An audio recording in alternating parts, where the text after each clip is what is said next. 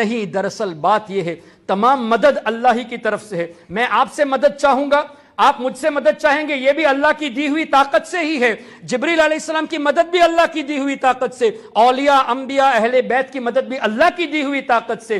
فرق اتنا ہے کہ اللہ کی مدد ذاتی ہے اور یہ مدد اللہ کی عطا سے ہے۔ So this difference has to be understood۔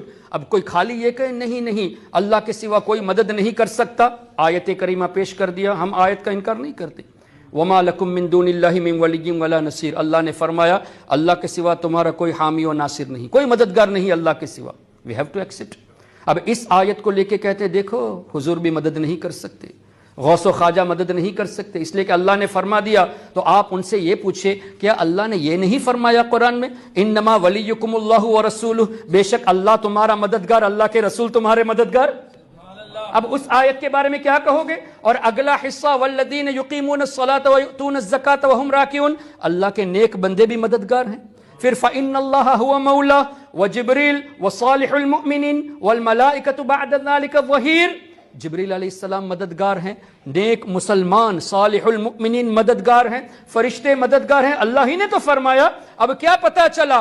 ہم اہل سنت والجماعت تمام آیتوں پر ایمان رکھتے ہیں، ہم یہودیوں کی طرح نہیں ہیں۔ افتؤمنون ببعض الکتاب وتکفرون ببعض، کہ بعض آیتوں پر ایمان رکھے اور بعض کو جھٹلا دے، جیسے آج کل کے وہابی نجدی فالوورز کرتے ہیں، ان کی مرضی کے مطابق، ان کے سیلف ڈیزائرز کے مطابق نوجوانوں کو کنٹرول کرنے کے لیے قرآن کریم کو مس کوٹ کرتے نظر آ رہے ہیں۔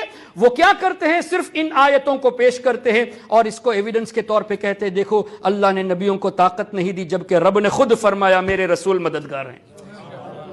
ہم اہل سنت والجماعت تمام آیتوں پر ایمان رکھتے ہیں، فرق بھی سمجھتے ہیں کہ اللہ کی مدد ذاتی ہے، نبیوں کی طرف سے جو مدد آتی ہے، فرشتوں کی طرف سے جو مدد آتی ہے وہ اللہ کی عطا سے ہے۔ تو اب میں